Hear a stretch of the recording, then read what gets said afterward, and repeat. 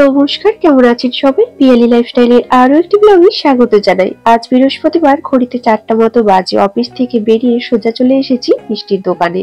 তো মিষ্টি নেওয়া কমপ্লিট করে তারপর সোজা বাড়িতে চলে এসেছি। আর বাড়িতে আসার পর খাওয়া দাওয়া কমপ্লিট করে নিয়ে, মেয়েকেও খাওয়া দাওয়া কমপ্লিট করে নিয়ে এখন চলে এসেছি তিথিকে মেকআপ করে দেওয়ার জন্য।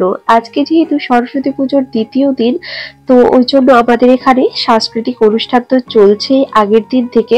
আপনারা তো আগের ব্লগে আবার দেখিয়েছেন। তো ওই জন্য তিথি আরে আজকে নাচ করবে। তো আজকে তিথিকে আমি এখন মেকআপ করাচ্ছি। আর এদিকে মিলিও রেডি হয়ে চলে এসেছে। ওর মা ওকে সাজিয়ে দিয়েছে, শুধুমাত্র কাজল লাগানোর জন্যই আমার কাছে এসেছে। তো ওকেও বেশ সুন্দর দেখাচ্ছে।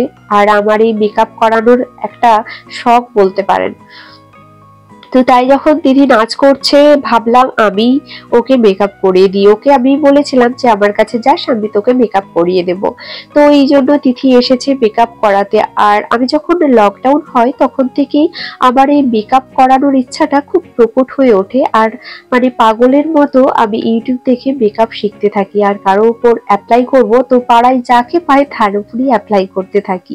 তো ওই জন্য সমস্ত কিছু মেকআপের প্রোডাক্টও কিনে নিয়েছিলাম। এখন ওগুলো সব নষ্ট হওয়ার দিকে। তো যাই হোক, অনেক গল্পই বলে ফেললাম। আর এদিকে কথা বলতে বলতে আর তিথির মেকআপটাও অনেকখানি এগিয়ে গেছে। এই তো কাজল লাগাবো, আর বেশি কিছু করব না, কারণ সমস্ত মেকআপের প্রোডাক্টগুলো আমার কাছে এখন নেই। অনেকগুলো নষ্ট হয়ে গেছে, কিছু আমার অন্য জায়গায় রয়েছে। তো ওই জন্য সবকিছু নেই। তো যেগুলো রয়েছে সেগুলো দিয়ে ওকে আজকে আমি সাজিয়ে তুলবো। তিথিকে আমি এদিকে সাজিয়ে তুলছি। আপনারা কি কেউ চিনির দিকে লক্ষ্য করেছেন? চিনি কি করছে? আমার পেছনে বসে আমার সমস্ত মেকআপ প্রোডাক্ট গুলো নিয়ে খেলা করতে শুরু করে দিয়েছি। এদিকে তো মা সাজাচ্ছে, আমি তো দিব্যি পেয়ে গেছি মেকআপের জিনিস। আর সবগুলো খাটাখাটি করছিল, নষ্ট করছিল, যার জন্য ওকে খাট থেকে নামিয়ে দিলাম। আর তিথিকেও আমার মেকআপ করানো প্রায় কমপ্লিটের মুখে। ওই লিপস্টিকটা লাগালেই মেকআপটা প্রায় ডান হয়ে যাবে। আর এদিকে দেখুন, তিথিকে আমি এখন সাজিয়ে ফেলেছি। আর কেমন সাজিয়েছি আপনারা কিন্তু কমেন্ট করে জানাতে ভুলবেন না। যতটুকু পেরেছি ভালোভাবে সাজানোর চেষ্টা করেছি, কারণ সমস্ত প্রোডাক্ট আমার কাছে সেভাবে নেই। যেগুলো ছিল সেগুলো দিয়ে ওকে সাজিয়ে তুলেছি। আর তিথিকে কিন্তু খুবই সুন্দর লাগছে, তাই না? আর এই সাদায় আর লালের শাড়িটা পরে অপরূপ লাগছে। কেমন লাগছে অবশ্যই কিন্তু কমেন্ট করে জানাতে ভুলবেন না। আর তিথি আজকে সীতার অভিনয় করবে, যার জন্য এই ড্রেসটা পরে নিয়েছিল। আর এদিকে আমাদের অনুষ্ঠানও শুরু হয়ে গেছে। চিনিকে নিয়ে আমি চলে এসেছি স্টেজের সামনে। আর চিনি তো সবসময় চাইছে স্টেজে উঠে ওদের সাথে নাচ করবে। আর তিথি আর তিথির বন্ধু বান্ধব, মানে সবাই যারা মাধ্যমিক দিয়েছিল, সবাই মিলে আজকের অনুষ্ঠানটা করছে। আর তিথি এখন চলে এসেছি ঠাকুরের কাছে আশীর্বাদ নিতে। এখন ওরা উঠবে স্টেজে। আজকে ওরা সীতা আর রামচন্দ্র কি সব একটা অভিনয় করবে। ওরা পরীক্ষার পরে ফোন থেকে রিহার্সেল করে নিয়েছে। সবাই কিন্তু নাচ শেখে না, ওরা সব ফোন দেখে রিহার্সেল করে নাচানাচি করবে। এবছর সরস্বতী পুজোটা বেশ আনন্দে কাটছে ওদেরকে নিয়ে। আর চিনিও খুব দুষ্টুমি করছিল, যার জন্য ওকে একবার ঘরে নিয়ে চলে এলাম আমি, বোন। তো ও দুষ্টুমি করছিল, যার জন্য একবার রুমে নিয়ে এলাম। তারপর আবার এখন থাকতেই চাইছে না, সবসময় চাইছে যে স্টেজের ওখানে যেতে।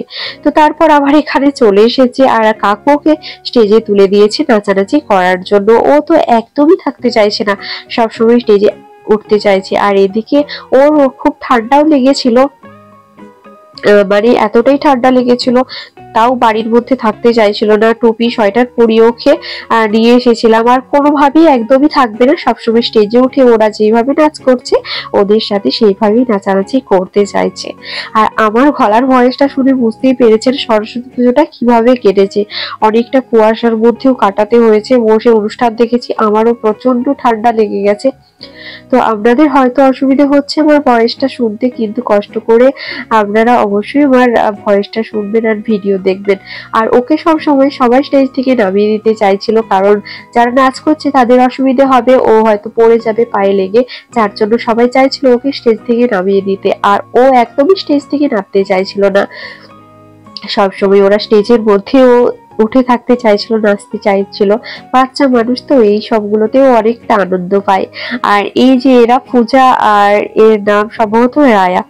তো তো এরা খুব সুন্দর অভিনয় করেছে। কিছু কিছু ক্লিপ আপনাদের সাথে আমি শেয়ার করছি, কারণ গানগুলো তো আর সব সময় শেয়ার করা যায় না, কপিরাইট চলে আসবে, যার জন্য আমি এই ভয়েস দিলাম আর ভিডিওটা আপনাদের সাথে শেয়ার করলাম। আর এরা কেউ নাচ শেখে না, কিন্তু এরা সবাই ফোন দেখে দেখে রিহার্সেল করে এখন স্টেজে অভিনয় করছে। আর খুব ভালো অভিনয় করেছিল। ওরা যদি হয়তো ট্রেনিং নিত বা ওদের বাড়ির কেউ ওদেরকে শেখাতো, খুবই সুন্দর ওরা শিখতো। খুবই ভালো অনুষ্ঠান করেছে।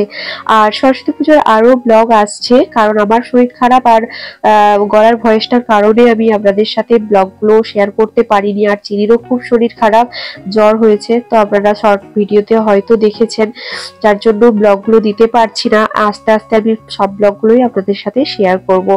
যাই হোক, চিনি এখন স্টেজে উঠে গেছে নাচানাচি করতে। ওর নাচ আপনারা দেখতে থাকুন। আর আজকের ব্লগটা কেমন লাগলো অবশ্যই কমেন্ট করে জানাতে ভুলবেন না। ভালো লাগলে একটা লাইক দিয়ে দেবেন। আর যারা নতুন বন্ধু আছেন তারা অবশ্যই আমার চ্যানেলটিকে সাবস্ক্রাইব করে পাশে থাকবেন, সাথে বেল বাটনটি বাজিয়ে দিবেন, যাতে করে ভিডিওর নোটিফিকেশন আপনারা পেয়ে যান। সবাই ভালো থাকবেন, সুস্থ থাকবেন। দেখা হবে খুব তাড়াতাড়ি নতুন আরো একটা ব্লগের সাথে। আপনারা ততক্ষণ চিনির নাচ দেখতে থাকুন। আমি ততক্ষণ ভিডিও থেকে বিদায়।